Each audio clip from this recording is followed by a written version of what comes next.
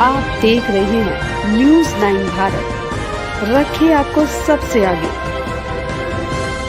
नमस्कार, आप देख रहे हैं न्यूज़ 9 भारत। मैं हूं आपके साथ अंजलि। चलिए रुक करते हैं खबरों की ओर।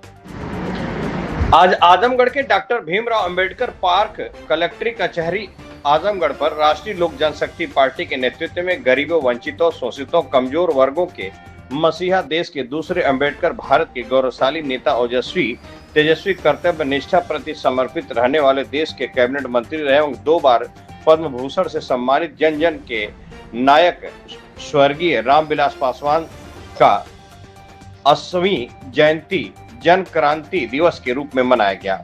इनका जन्म 5 जुलाई 1946 बिहार के खगड़िया जिला ग्राम शहर बन्नी में पिता जमुना माता शिया देवी के घर हुआ था। देश के भारतीय राजनीति में 1969 में पहली बार विधानसभा पहुंचे पासवान जी के आदर्श जयप्रकाश नारायण, जननायक कर्पूरी ठाकुर के साथ लोहिया जी के विचारों में आस्था रखते थे। देश में कमजोर इमरजेंसी के दौरान काफी दिनों तक जेल में रहना पड़ा। 1977 में हाजीपुर लोकसभा से रिकॉर्ड मतों से चुनाव जीता और आगे वाले दिनों में कभी भी पीछे मुड़कर नहीं देखा। कार्यक्रम के मुख्य अतिथि प्रदेश संयोजक श्री मोहन सिपलकार ने सबसे पहले उनके चित्र पर दीप प्रज्वलित कर एवं माल्यार्पण करते हुए उनके जीवन पर प्रकाश डालते हुए बताया कि पासवान जी की जितनी भी वर्णन किया जाए उतना ही कम है। इनकी सोच सदा कमजोर वर्गों के साथ रही है। देश के राजनीति में अपनी स्थिति को सदा एवं निष्पक्ष नेता के रूप में स्थापित करते हुए सन 2000 में लोक जनशक्ति पार्टी की स्थापना किया और देश में अपनी हिस्सेदारी को सुनिश्चित किया और आने वाले दिनों में अनेक कार्य किया। उन्होंने देश के प्रति सदा समर्पित रहे और अपने जीवन काल में ही अपने हाजीपुर लोकसभा को अपने छोटे भाई पशुपति कुमार पारस जी को समर्पित कर उन्हें विजयी बनवाया। 8 अक्टूबर 2020 को उनकी मृत्यु के उपरांत एनडीए गठबंधन के प्रधानमंत्री नरेंद्र मोदी जी के द्वारा पारस जी को केंद्रीय कैबिनेट मंत्री बनाया गया था और समाज को गति और बल देने के काम पारस जी ने करने लगे। इसी बीच पारिवारिक विवाद में राष्ट्रीय लोक जनशक्ति पार्टी की स्थापना किया। नेताजी के विचारों के प्रति अपने को समर्पित किया। 2024 लोकसभा में उन्होंने एनडीए के प्रति अपना समर्थन देते हुए सरकार बनाने का काम किया और पासवान जी के प्रति समर्पित भावना से चिराग पासवान को विजयी भी बनवाने का काम किया, जो आज देश में कैबिनेट मंत्री कार्यभार देख रहे हैं।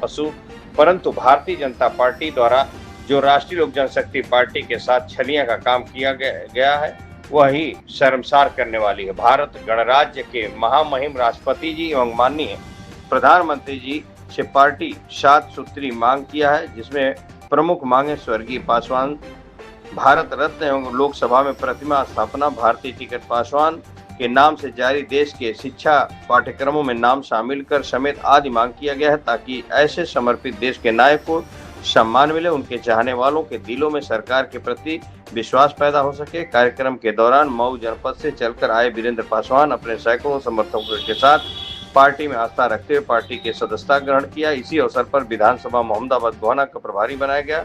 पार्टी को मजबूत और संगठन को गतिशील बनाने का संकल्प दिलाया गया। कार्यक्रम की अध्यक्षता प्रदेश महासचिव एवं जिला प्रभारी राजेश विश्वकर्मा, राज एवं संचालन पुष्पा गौतम ने किया। कार्यक्रम के दौरान बौद्ध सत्य भारत रत्न डॉक्टर भीमराव अंबेडकर के चित्रों को देखकर सम्मानित किया गया। कार्यक्रम में उपस्थित कार्यकर्ता एवं पदाधिकारी बालचंद चैसवार, उमेश सोनकर, कमलेश पासवान, रामसागर चौहान, किशन भारती, सिकंदर गौतम, रामफल बनवासी, कतवारू बनवासी, लाल बिहारी गौतम, सत्येंद्र भारती, रामबचन चौहान, शालू चौहान, जिला अध्यक्ष मऊ सुनीता विश्वकर्मा, नूर सभा जिलाध्यक्ष पूनम श्रीवास्तव, गायत्री देवी, सुनीता भारती, उर्मिला राजभर, जैनू दीन, राधेश्याम पासवान समेत हजारों की संख्या में लोग उपस्थित रहे। न्यूज़ 9 भारत के लिए अशोक चौहान की खास रिपोर्ट।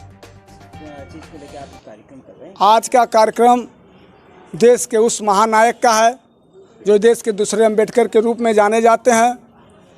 गौरवशाली देश के कैबिनेट मंत्री रहे, जनहित के लिए समर्पित रहे, भारत के गौरवशाली पुरुष, गरीब वंचित शोषितों के मसीहा स्वर्गीय रामविलास पासवान जी का 80वां जयंती समारोह कार्यक्रम जन क्रांति दिवस के रूप में आज अंबेडकर पार्क आजमगढ़ में मनाया जा रहा है।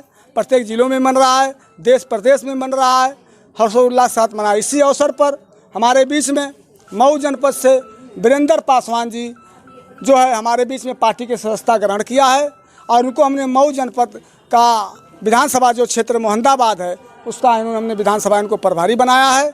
और आप मीडिया बंधुओं के माध्यम से और पत्राचार के माध्यम से भारत गणराज्य की राष्ट्रपति महोदया एवं माननीय देश के प्रधानमंत्री जी से हमने 7 प्रमुख मांगों को रखा है। प्रथम मांग हमारा ये है कि स्वर्गीय रामविलास पासवान साहब को भारत रत्न दिया जाए। दूसरा मांग हमारा है कि इनको भारतीय डाक टिकट पर जारी किया जाए। तीसरा मांग पत्र हमारा है कि इनके नाम से भारतीय रेल चलाई जाए जो आजमगढ़ से दिल्ली तक चले प्रतिदिन कैफियत की तरह। चौथा मांग पत्र हमने तकनीकी और जो पॉलिटेक्निक जैसे विश्वविद्यालयों का नाम इनके नाम से स्थापित किया जाए। पांचवा मांग पत्र हमारा ये है कि जो है शिक्षा क्षेत्र के जो भी शिक्षण संस्थानों में पाठ्यक्रमों में इनका नाम शामिल किया जाए। आदम कम की प्रतिमा लोकसभा में इनकी स्थापित किया जाए। सातवां मांग हमारा हम बता देना चाहते हैं कि भैया अपना परिचय देते हुए आज पार्टी ने आपने ज्वाइन। मेरा नाम वीरेंद्र पासवान है और भारतीय किसान यूनियन भानु जो गैर राजनीतिक संगठन है, किसानों के हित में लड़ने का काम करता है, उसका मैं मंडल अध्यक्ष हूँ। और मैं इस पार्टी की विचारधारा से प्रभावित हो करके हमने जन्मदिन के अवसर पे यहाँ आया और सदस्यता ग्रहण किया। और 355 विधानसभा मोहम्मदाबाद गोहना से चुनाव लड़ने की तैयारी है। और खास करके हम लोगों का बहुत बड़ा प्रभाव भी है 355 विधानसभा में या मऊ में। हम लोगों का कलेक्ट्रेट में अक्सर कार्यक्रम होता रहता है। अभी हमने किसानों की कर्जा माफ़ी के लेकर के सैकड़ों कार्यकर्ता ने डीएम का घेराव किया। 2 सूत्री मांगों को लेकर के प्राइवेट विद्यालयों में बढ़ रही मनमाना फीस की वसूली को लेकर के हमने ज्ञापन दिया। तो लगभग हम लोग हर समय जनता के बीच में उपस्थित रहते हैं, जनता के जनहित के मुद्दों के लिए लड़ने का काम करते हैं हम लोग ज़िले में। यदि आपकी पार्टी जीतती है तो आप उसकी प्राथमिकताएँ क्या रहेंगी? देखिए, हमारी पार्टी अगर कोई विधायक चुन के जाता है तो सबसे पहले हमारा जो फोकस होगा जनहित पर। तो जो जैसे कि आम आदमी जो तहसील और ब्लॉक में जो पीड़ित है, जो राजस्व में मुकदमों में जो परेशान है, जिसकी कोई बात नहीं सुनता है, वो आय जात निवास के लेकर के भी परेशान है। राजस्व तो काफ़ी पीड़ित है। जो ब्लॉक में जन्म प्रमाण पत्र के नाम पे धांधली की जाती है, खास करके थाने में परेशान किया जाता है, बेगुनाह को फंसाया जाता है। जो मजबूत लोग हैं वो अपना हिसाब किताब बना लेते हैं। तो कहीं ना कहीं इस तरीके से हम लोग लड़ेंगे कि थाना जो है और थाना और तहसील तो चलेगा तो ठीक, लेकिन वो चलेगा तो जनहित के कार्यों से चलेगा, लोकतंत्र का ध्यान रखते हुए चलेगा, नहीं तो हम चलने नहीं देंगे।